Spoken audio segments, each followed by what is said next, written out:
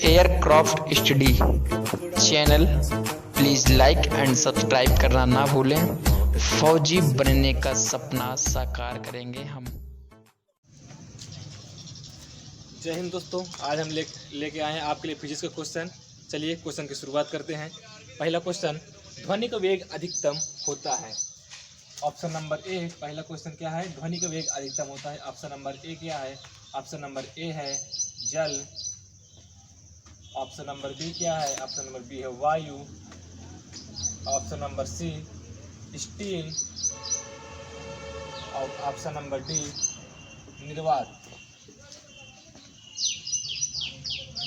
दोस्तों, हम सभी जानते हैं कि वायु को चलने के लिए ध्वनि को चलने के लिए माध्यम की आवश्यकता होती है। और माध्यम की आवश्यकता, क्योंकि निर्वात में कोई माध्यम नहीं पाया जाता, अर्थात जिसमें सघन माध्यम होगा उसमें ध्वनि अधिक तेजी से चलेगी। तो इसमें देखिए ऑप्शन नंबर ए जल है, वायु है और स्टील। क्योंकि दोस्तों स्टील में सब सघन माध्यम होता है, इसीलिए स्टील में ध्वनि की चाल सबसे अधिकतम होगी। ऑप्शन नंबर सी बिल्कुल सही है। चलिए दोस्तों, नेक्स्ट क्वेश्चन की ओर बढ़ते हैं। Question number 2। क्वेश्चन नंबर 2 हमारा क्या है? अवतल दर्पण द्वारा कैसा प्रतिबिंब बनता है? अवतल दर्पण द्वारा प्रतिबिंब बनता है। ऑप्शन नंबर ए क्या है? ऑप्शन नंबर ए है आभासी। ऑप्शन नंबर ए है आभासी। ऑप्शन नंबर बी क्या है? वास्तविक। ऑप्शन नंबर सी आभासी एवं वास्तविक दोनों। आभासी एवं वास्तविक दोनों।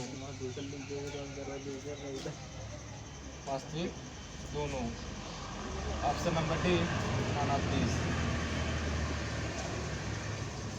दोस्तों, अवतल दर्पण द्वारा वास्तविक एवं आभासी दोनों प्रतिबिंब बनता है। देखिए कैसे?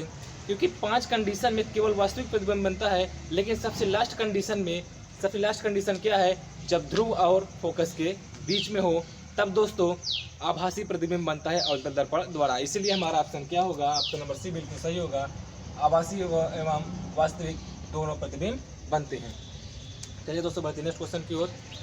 एक प्रक्षेप का क्षैतिज परास उसकी अधिकतम ऊंचाई का 4 गुना है। एक प्रक्षेप का क्षैतिज परास, अब देखिए दोस्तों यहाँ पर क्या है?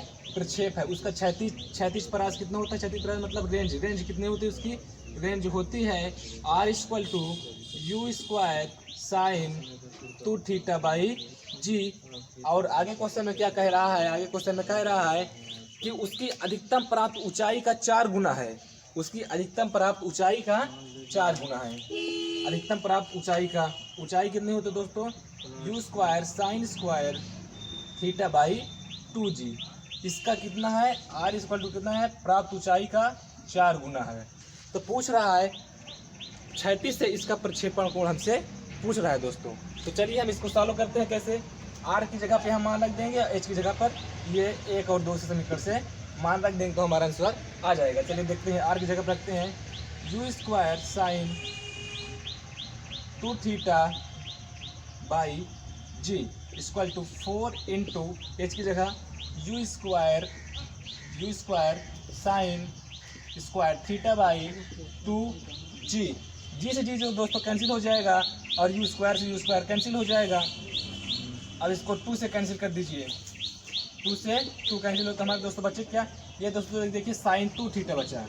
sin 2θ = 2 sin² θ। sin 2θ दोस्तों क्या लिख सकते हैं? 2 sin θ इंटू cos θ = 2 sin² θ। ठीक दोस्तों, यहाँ sin θ से एक sin θ कैंसिल हो जाएगा, तो यहाँ अब 2 से 2 कैंसिल हो जाएगा, तो यहाँ बचेगा दोस्तों cos उधर ले जाइए तो sin θ cos θ = 2 हो जाएगा 1, और यहाँ हो जाएगा tan θ = 1, तो हो जाएगा दोस्तों θ = tan इनवर्स 1। अब दोस्तों tan में 1 मान किसका होता है? तो दोस्तों यहाँ θ = कितना आ जाएगा? 45 डिग्री आएगा। तो दोस्तों हमारा ऑप्शन नंबर कौन सही है? ऑप्शन नंबर सी हमारा सही है। ऑप्शन नंबर सी हमारा बिल्कुल सही होगा। चलिए दोस्तों, बढ़ते हैं नेक्स्ट क्वेश्चन की ओर।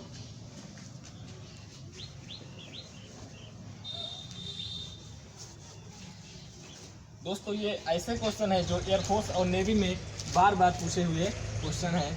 क्वेश्चन नंबर नेक्स्ट हमारा क्या है, क्वेश्चन नंबर 4। क्वेश्चन नंबर 4 हमारा क्या है, एक पिंड को पृथ्वी से ऊपर की ओर 100 मीटर पर सेकंड के वेग से फेंका जाता है। एक पिंड को पृथ्वी से ऊपर की ओर 100 मीटर पर सेकंड के वेग से फेंका जाता है। वह पृथ्वी पर वापस पहुंचने में लगभग कितना समय लेगा। ये दोस्तों एक पिंड है, ये एक पिंड है दोस्तों। इसको ऊपर की ओर कितने मीटर, 100 मीटर प्रति सेकंड के वेग से फेंका जाता है। तो कह रहा है ये पृथ्वी तल तक, मान लीजिए h ऊंचाई तक, ये क्या हुआ, h ऊंचाई तक गया और यहाँ पर इसका अंतिम वेग कितना हो गया दोस्तों, अंतिम वेग 0 हो गया। तो कह रहा है कि पृथ्वी तल तक वापस आने में कितना समय लेगा। दोस्तों ये बात हमेशा ध्यान रखिएगा कि एक पिंड को, ये पॉइंट मान लेते हैं ए और ये पॉइंट मान लेते हैं बी, ए से बी तक जाने में जितना समय लगेगा उतना ही समय बी से ए तक आने में लगेगा। दोस्तों अगर मान लीजिए जाने का समय कितना है, जाने का समय अगर t है तो आने का भी समय कितना होगा, आने का भी समय होगा t, अर्थात जाने का समय और आने का समय दोनों क्या होगा, बराबर होगा। चलिए बढ़ते हैं, ये इसमें समझाता है और देखते हैं आगे, देखते हैं इसमें क्या दिया है। और यहाँ कृति तो जी इक्वल टू क्या मानेंगे दोस्तों, 10 मीटर प्रति सेकेंड स्क्वायर। ठीक दोस्तों, चलिए इसको चालू करते हैं और इसकी हाइट निकालते हैं, किस हाइट पे इसका क्या हो जाएगा, सुन हो जाएगा। चलिए देखते हैं, v इक्वल टू u, क्योंकि कण क्या है दोस्तों, ऊपर की ओर जा रहा है तो यहाँ g किस में होगा, g माइनस में होगा, u minus g into T. अंतिम वेग दोस्तों क्या हो रहा है, जब एक महत्तम ऊंचाई पहुंच जाता है तो उसका अंतिम वेग क्या हो जाता है, v इक्वल टू 0। u का मान कितना दिया है, u दिया है 100 मीटर प्रति सेकेंड, यहाँ 100 रख दीजिए और माइनस g की जगह 10 इंटू टी हमको निकालना है। तो ये इधर चला जाएगा, किसमें हो जाएगा, प्लस में 10t इक्वल टू 100, 10 से 10 कैंसिल होगा, t इक्वल टू कितना बचा, 10 सेकेंड। दोस्तों ये 10 सेकेंड हमारा आंसर नहीं आया, इतना समय उस पिंड को ऊपर जाने में लगा समय, अर्थात जाने का समय और आने का समय बराबर होगा। क्वेश्चन में कहा है पृथ्वी तल तक आने में कितना समय लगेगा, तो जाने का समय कितना सेकंड है, 10 सेकंड, और जाने का समय लिख लीजिए यहाँ पर, जाने का समय 10 सेकंड, आने का समय भी कितना होगा, इसी के बराबर होगा। आने का समय कितना होगा, 10 सेकंड, कुल समय कितना हो जाएगा दोस्तों, कुल समय हो जाएगा 10 + 10 इक्वल टू 20 सेकेंड, हमारा आंसर आएगा। हमारा ऑप्शन देखिए, ऑप्शन कौन सा मिल रहा है, हमारा ऑप्शन नंबर बी बिल्कुल सही है, ऑप्शन नंबर बी। चलिए दोस्तों बढ़ते हैं हम नेक्स्ट क्वेश्चन की ओर। नेक्स्ट क्वेश्चन हमारा क्या है, नेक्स्ट क्वेश्चन हमारा है, घड़ी की मिनट वाली सुई एवं घंटे वाली सुई की कोणीय चालों का अनुपात क्या है। पहले देखते हैं दोस्तों, घड़ी की मिनट वाली सुई और घंटे वाली सुई की कोणीय चालों का अनुपात क्या है। क्वेश्चन नंबर 5, कोणीय चाल इक्वल टू होता है omega equal to 2 pi by T. तो यहाँ पर केवल हमको ये कांस्टेंट, इससे हमसे कोई मतलब नहीं, हमको केवल कोणीय चाल और समय टाइम पीरियड से मतलब है। तो ओमेगा डायरेक्टली प्रोपोर्शनल 1 बाई कितना हो जाएगा दोस्तों, टी। तो omega 1 equal omega 2 equal to T2 by T1। लेकिन यहाँ पर दोस्तों T1 T2 की जगह क्या दिया है, 1 मिनट वाली सुई है, 1 घंटे वाली सुई है। तो ओमेगा 1 क्या मानेंगे, मिनट वाली, ओमेगा m मान लेंगे मिनट सुई, एंड ओमेगा ये आवर वाली सुई का टाइम पीरियड है, इक्वल टू टी किसका हो जाएगा, टी हो जाएगा आवर का हो जाएगा, अपॉन ये टी किसका हो जाएगा, ये टी मिनट वाली सुई का हो जाएगा। दोस्तों मिनट वाली सुई को एक चक्कर लगाने में कितना समय लगता है, एक चक्कर समय में लगाने में केवल 1 मिनट लगता है, अर्थात मिनट वाली सुई का कितना हो जाएगा 1, और आवर वाली सुई को एक चक्कर लगाने में कितना समय लगता है, 12 घंटे लगता है, अर्थात हमारे यहाँ पर क्या हो जाएगा 12, इसका आंसर आएगा 12:1, हमारा बिल्कुल सही है। ऑप्शन नंबर कौन सा होगा दोस्तों, ऑप्शन नंबर डी बिल्कुल सही होगा। दोस्तों ऐसे ही छोटे छोटे क्वेश्चन हमारे एग्जाम में पूछे जाते हैं और हम पहले से तैयार नहीं किए रहते और ये क्वेश्चन सॉल्व नहीं कर पाते। चलिए बढ़ते हैं नेक्स्ट नंबर 6 दोस्तों, पूर्ण अप्रत्यास्थ संघट में होते हैं। ऑप्शन नंबर ए हमारा है संवेग एवं गतिज ऊर्जा दोनों संरक्षित। ऑप्शन नंबर बी संवेग एवं गतिज ऊर्जा दोनों असंरक्षित। ऑप्शन नंबर सी संवेग संरक्षित एवं गतिज ऊर्जा असंरक्षित। Option number D none of this. दोस्तों पूर्ण अप्रत्यक्ष संघट में जो होता है वो उसमें संवेग तो संरक्षित होता है। संवेग क्या होता है? संवेग संरक्षित होता है। और गतिज ऊर्जा गतिज ऊर्जा क्या होती है? गतिज ऊर्जा असंरक्षित होती है। असंरक्षित होती है। तो हमारा ऑप्शन नंबर कौन सी है दोस्तों? ऑप्शन नंबर सी हमारा बिल्कुल सही है। चलिए बढ़ते हैं अब हम नेक्स्ट क्वेश्चन की ओर। नेक्स्ट क्वेश्चन हमारा क्या है दोस्तों?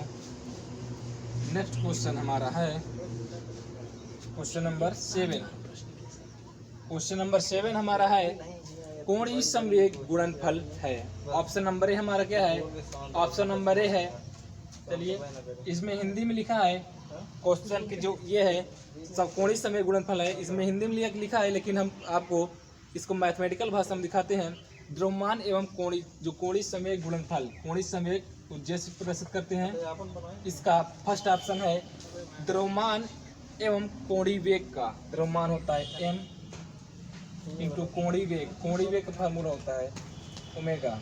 ऑप्शन नंबर बी हमारा है J इक्वल टू जड़त्व आघूर्ण इंटू कोणीय त्वरण। जड़त्व आघूर्ण का फार्मूला होता है, जड़त्व आघूर्ण का सिंबल होता है I इंटू कोणीय त्वरण का alpha. Option number C J equal to I जड़त्व आघूर्ण इंटू कोणीय वेग, I कोणीय वेग को omega. Option number D J equal to जड़त्व आघूर्ण इंटू बल आघूर्ण, बल आघूर्ण टाउ इंटू कोणीय त्वरण अल्फा। दोस्तों जो ये कोणीय संवेग होता है, ये कोणीय संवेग जो होता है ये I इंटू ओमेगा का गुणनफल होता है। अर्थात जड़त्व आघूर्ण गुणे ये कोणीय वेग का गुणनफल होता है। अर्थात हमारा ऑप्शन नंबर सी बिल्कुल सही है। नेक्स्ट क्वेश्चन की ओर चलते हैं। Question number 8। क्वेश्चन नंबर 8 है एक उपग्रह पृथ्वी के अति समीप वृत्तीय कक्षा में परिक्रमण कर रहा है, इसका कक्षीय चाल है। ऑप्शन नंबर ए हमारा है, ऑप्शन नंबर ए है root G R E. Option number B है root 2g R E. Option number C हमारा है root R E G by 2। और ऑप्शन नंबर डी हमारा है, ऑप्शन नंबर डी है जी आर ई का होल स्क्वायर।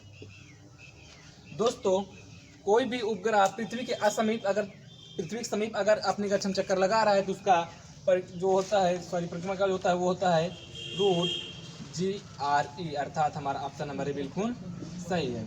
चलिए दोस्तों बढ़ते हैं नेक्स्ट क्वेश्चन की ओर। Question number 9। क्वेश्चन नंबर अब 9 हमारा क्या है यहाँ पर? क्वेश्चन नंबर 9 है हमारा निम्न में से किसकी तरंगदैर्घ्य सबसे ज्यादा होती है? ऑप्शन नंबर ए पराबैंगनी किरणें। ऑप्शन नंबर ए पराबैंगनी किरणें।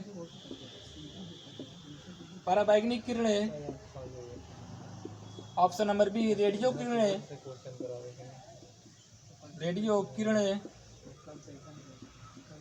और ऑप्शन नंबर सी हमारा है दोस्तों एक्स किरणें। और ऑप्शन नंबर डी है गामा किरणें।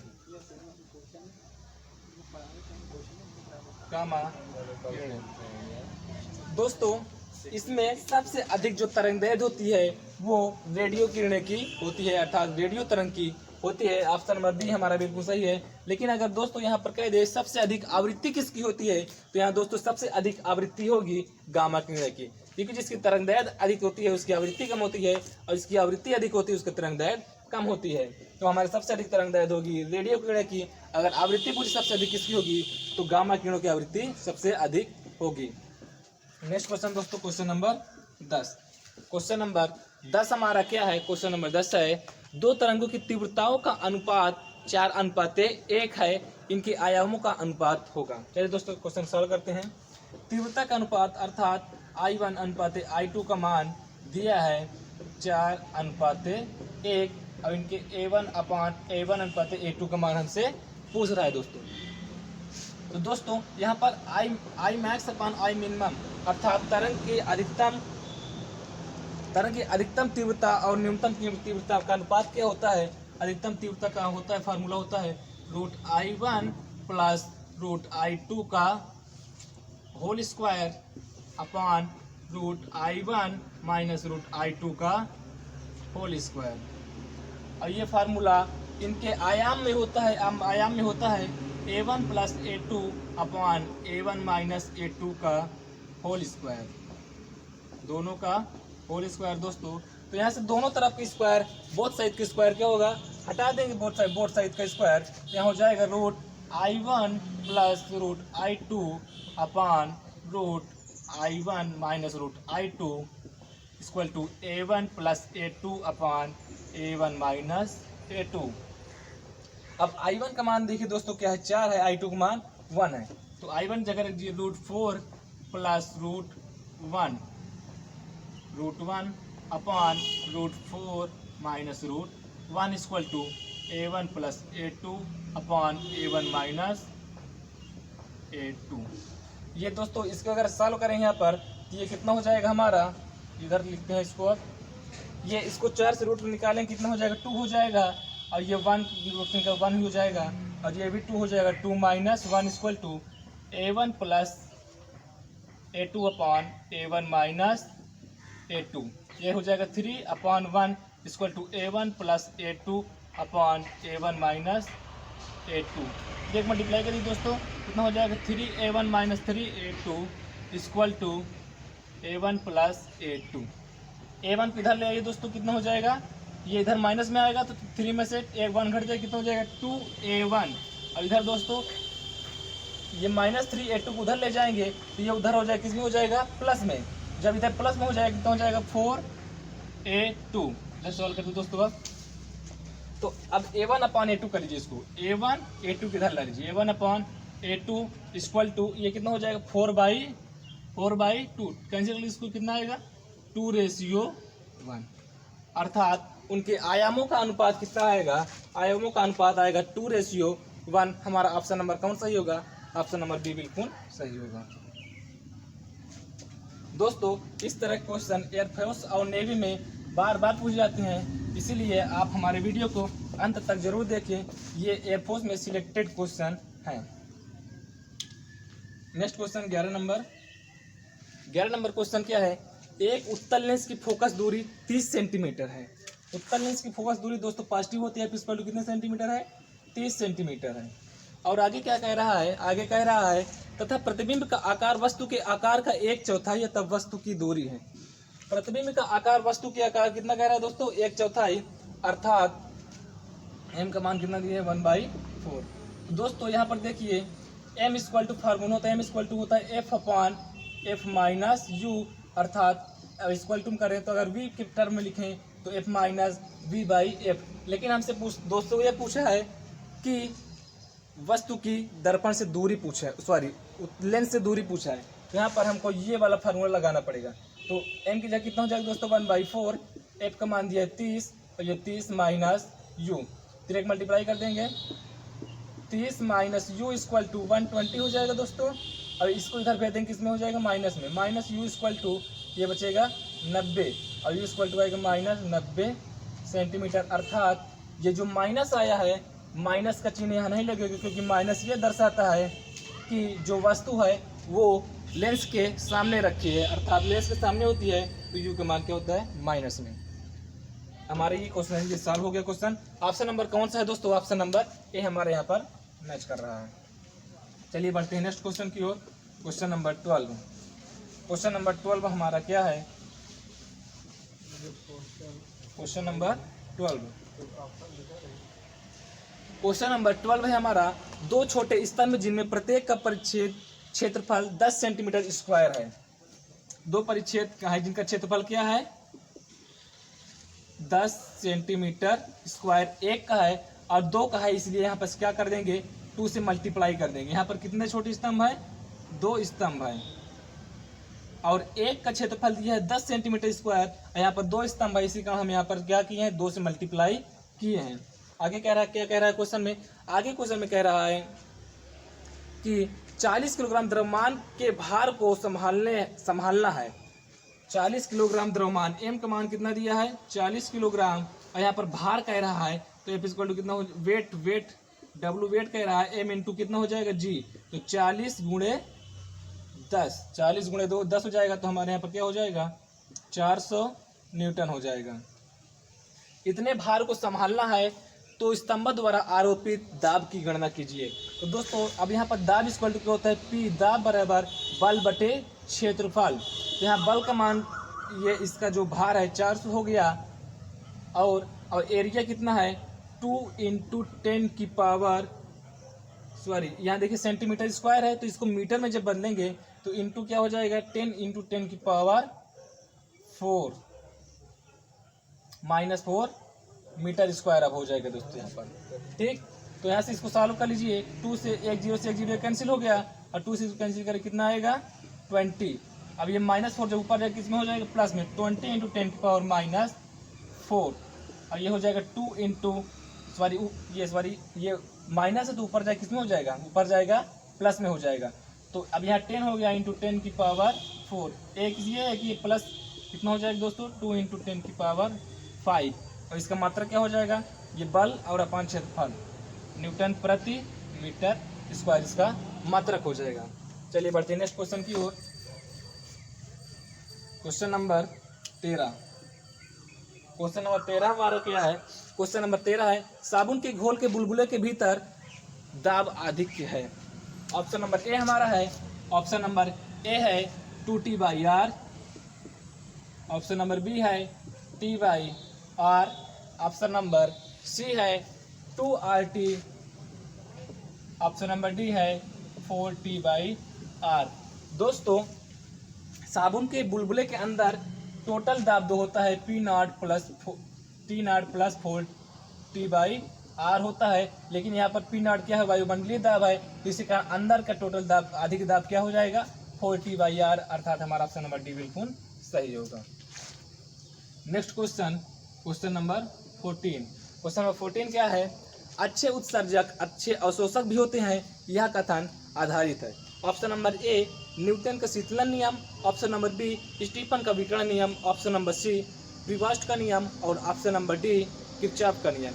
दोस्तों अच्छे उत्सर्जक अच्छे अवशोषक होते हैं, इसके बारे में सर्वप्रथम किरचॉफ ने बताया था, अर्थात ये किरचॉफ के नियम पर आधारित है, इसीलिए ऑप्शन नंबर इसका कौन सही होगा 14 में ऑप्शन नंबर डी बिल्कुल सही होगा।